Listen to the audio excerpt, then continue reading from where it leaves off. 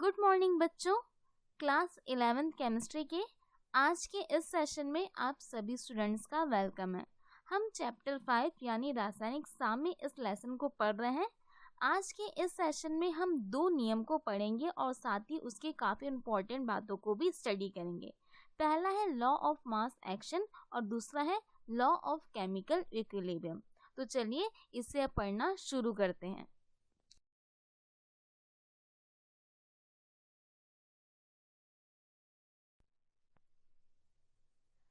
हम किसी भी रासायनिक समीकरण की बात करते हैं, उसके लिए हमें दो बातों का ध्यान रखना होता है।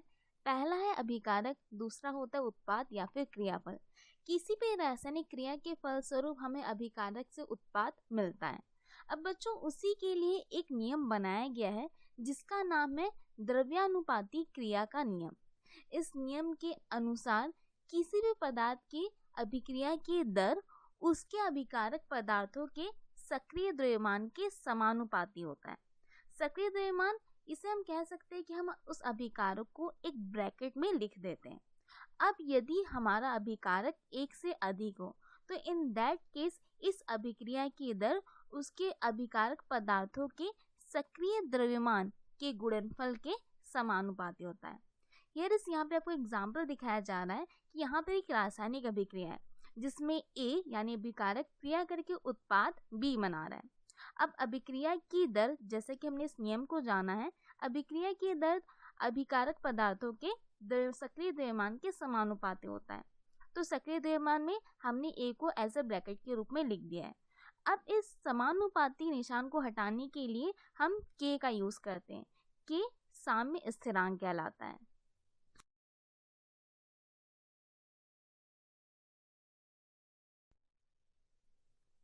ओके, हमने नियम को जब पढ़ा था तो हमने ये जाना कि हम एक अगर अभिकारक को लेकर उससे बनता है एक उत्पाद। अब सपोज मान लीजिए कि यहाँ पर अभिकारक की संख्या एक से अधिक हो, तो यहाँ पर इस रिएक्शन को देखिए, ए और बी जो कि अभिकारक है क्रिया करके उत्पाद देते हैं सी और डी। तो इन दैट केस अभिक्रिया की दर अभिकारक पदार्थों के सक्रिय द्रव्यमान के गुणनफल के समानुपाती होता है। तो यहाँ पर अभिक्रिया की दर समानुपाती का निशान ए और बी को हमने एक ब्रैकेट में लिख दिया है विथ उनके बीच में गुणा का साइन लगाया गया है। अब इस समानुपाती के निशान को हटाने के लिए हम के को यूज करते हैं। तो इस प्रकार से के एक स्थिरांक है जिसे हम वेग स्थिरांक या दर स्थिरांक भी कहते हैं। वेग स्थिरांक यानी वेलोसिटी कांस्टेंट, दर स्थिरांक यानी रेट कांस्टेंट।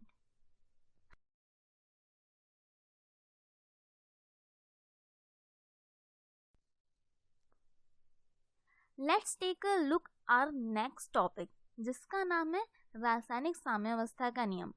इसके पहले आपने पढ़ा था द्रव्यानुपाती का नियम। इस नियम में आपने के यानी वेग स्थिरांक को जान लिया है, ठीक है। अब यहाँ से क्या वेग स्थिरांक ऐसी अभिक्रिया पर भी वर्क करता है जहाँ पर साम्यावस्था की स्थिति हो? हाँ, करता है। तो इसके लिए चलो एक रिएक्शन देखते हैं। यहाँ पर कोई अभिक्रिया बताई गई है जिसमें कि ए और बी अभिकारक है और सी और डी उत्पाद है। यह अभिक्रिया साम्यावस्था की स्थिति में यानी इनके वेग बराबर है। अब अग्र अभिक्रिया की दर अगर हम देखें तो आर एफ समानुपाती ए का सक्रिय द्रव्यमान और बी का सक्रिय द्रव्यमान और दोनों के बीच में गुणे का निशान, ठीक। अब यहाँ पर आर एफ बराबर क्या है? आर एफ बराबर है रेट ऑफ फॉरवर्ड रिएक्शन यानी अग्र अभिक्रिया की दर। अब समानुपाती के निशान को हटाकर हम के लिख देते हैं।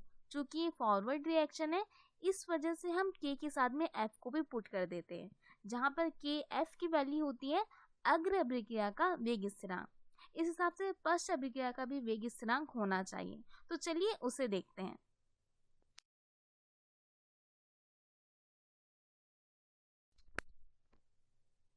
अब यहाँ पर पश्च अभिक्रिया की दर देखते हैं। पश्च अभिक्रिया की दर जिसमें कि हमें सी और डी एज अ प्रोडक्ट के रूप में मिलते हैं। तो पश्च अभिक्रिया की दर उत्पाद के सक्रिय द्रव्यमान के गुणनफल के समानुपाती होता है। यहाँ पर आर बी है रेट ऑफ बैकवर्ड रिएक्शन, ठीक है। Rate of backward reaction R B को कहा जाता है। अब समानुपाती के निशान को हटाकर हम के लिख देते हैं। चूंकि ये बैकवर्ड रिएक्शन यानी पश्च अभिक्रिया है, इस कारण से हम के साथ में बी को भी पुट कर देते हैं। तो यहाँ पर बच्चों आर बी है पश्च अभिक्रिया की दर और के बी है पश्च अभिक्रिया का वेग स्थिरांक।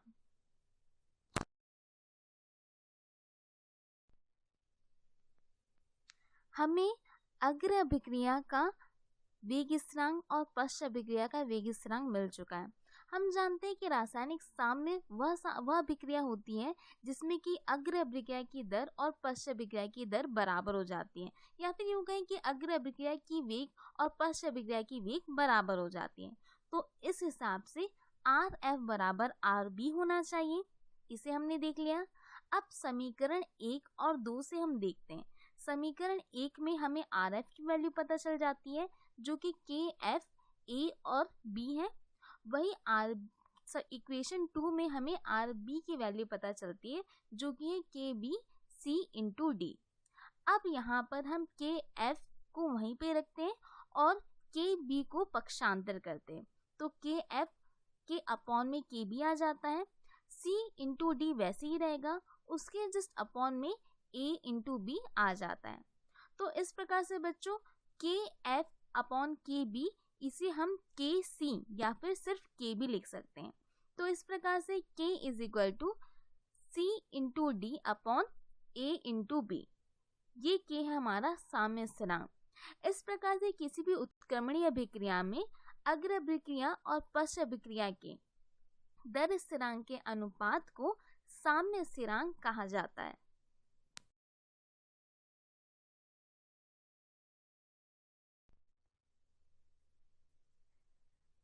ओके, अब यहाँ पे आपको दो टर्म को जानना है। पहला है केसी और उसके बाद आपको जानना है केपी। तो चलिए पहले देखते हैं कि केसी क्या है। सपोज कोई केमिकल रिएक्शन है जिसमें कि ए और बी रिएक्ट करके सी और डी बना रहे हैं। ये कौन सा अभिक्रिया है? साम्य अभिक्रिया है। और यहाँ पर ए के अणुओं की संख्या स्मॉल ए, बी के अणुओं की संख्या स्मॉल बी, सी के अणुओं की संख्या स्मॉल सी और डी के अणुओं की संख्या स्मॉल डी है।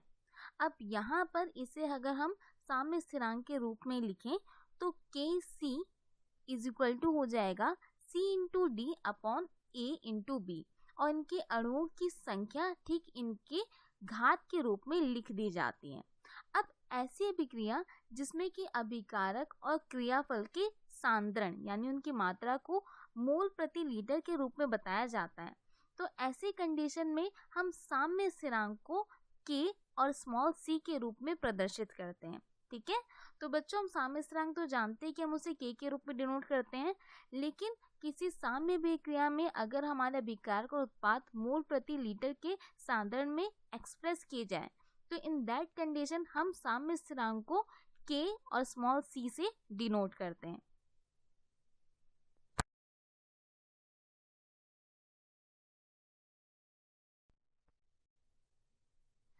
ऐसी कई अभिक्रियाएं होती हैं जिसमें कि हमारे अभिकारक और उत्पाद एज हमें गैस के रूप में मिलते हैं।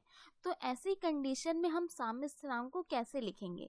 चूंकि हम गैस की बात करते हैं तो हम दाब यानी प्रेशर को ज़्यादा वैल्यू देते हैं, तो इन दैट केस हम उसके साम्य स्थिरांक को मोलर सांद्रण के रूप में नहीं बल्कि आंशिक दाब के रूप में लिखते हैं। तो अगर हम इस केमिकल रिएक्शन को देखें, X A plus Y B reaction करके L C plus M B अगर ये बनाते हैं, तो इस कंडीशन में अगर ये अभिकारक और उत्पाद दोनों गैस ही हो तो इनके साम्य स्थिरांक को हम के पी के रूप में लिखते हैं। तो के पी हो जाएगा P C P D P A और पी बी। ठीक है, अभिकारक और उत्पाद ये अपॉन के रूप में रहेंगे और इनके जो अणु हैं इनके घात के रूप में डिनोट किए जाते हैं। तो इस प्रकार से बच्चों हमेशा याद रखिएगा कि जब भी हम किसी केमिकल रिएक्शन में अणुओं की संख्या को देखते हैं तो उनको जब हम साम्य स्थिरांक के रूप में लिखते हैं तो अभिकारक और उत्पाद जस्ट एक दूसरे के अपॉन में आ जाते हैं और इनके अणुओं की संख्या इनके घात के रूप में लिख दी जाती है।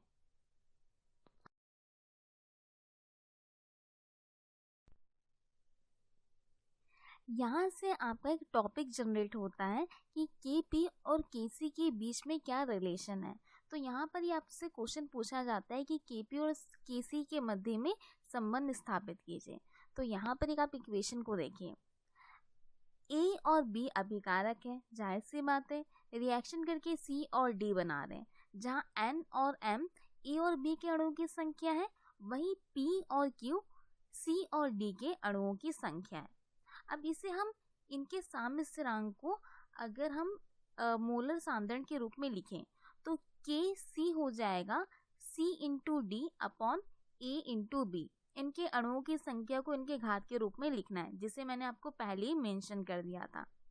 अब बच्चों यहाँ से आपको दो इक्वेशन मेनली फाइंड आउट करने हैं जो कि बहुत इंपॉर्टेंट है। फर्स्ट है, इस इक्वेशन को अगर हम सी मोलर सांद्रण पद में लिखा जाए तो इन दैट केस Kc बराबर हो जाता है, जहाँ पर आपने ब्रैकेट लिखा है वो ब्रैकेट एज अ सी के रूप में लिख दिया जाता है, CCP into CDQ upon CAN into CBM। अब यदि इसे दाब के रूप में लिखा जाए तो उस दाब के रूप में लिखने के लिए तो कोई आपको प्रॉब्लम नहीं होगा। KP बराबर हो जाएगा PCP into PDQ upon PAN into PBM। इस प्रकार से हमारे दो इक्वेशन बन जाते हैं। बच्चों अगर आपको आदर्श गैस समीकरण याद होगा तो PV इज इक्वल टू होता है nRT। यहाँ पर हम P को वैसे ही लिखते हैं N upon V into RT। V just पक्षांतर होके N के अपॉन में आ जाता है और N अपॉन V की वैल्यू होती है C, तो P इज इक्वल टू हो जाता है CRT। अब हमें P is equal to CRT मिल गया है, तो इसके बेसिस पे हम अभिकारक और उत्पाद इनके PA, PB, PC और PD की वैल्यू को निकाल सकते हैं। ठीक है, जैसे PA की वैल्यू हो जाएगी C, उसके नीचे लिख दीजिए थोड़ा A और RT। ठीक, उस हिसाब से PB इज इक्वल टू हो जाएगा CBRT, देन PC की वैल्यू हो जाएगी CCRT और PD की वैल्यू हो जाएगी CDRT। अब इसी दिए गए चारों वैल्यू को हमें इक्वेशन 2 में लिखना है।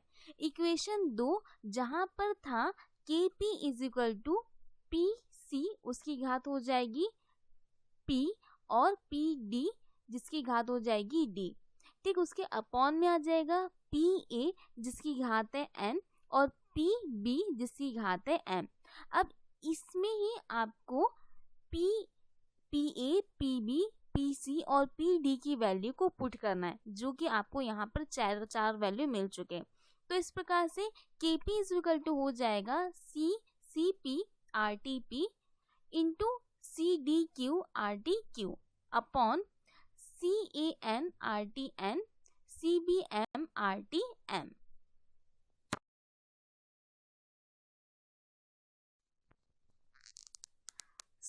यहाँ तक हमने जान लिया है कि इस प्रकार से हमें KP में जितने भी PA, PB, PC और PD की वैल्यू को रख देना था।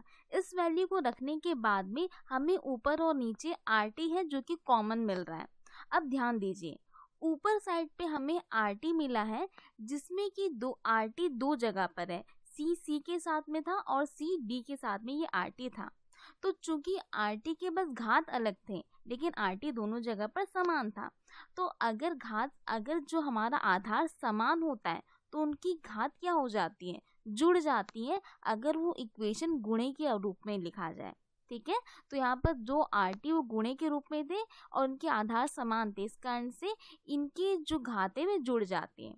ठीक, उसी प्रकार से नीचे पर भी ये बात अप्लाई होगी। तो चूंकि यहाँ पर नीचे में दो RT थे और वे गुणे के रूप में थे, तो उनके घात क्या हो जाएंगे, जुड़ जाएंगे।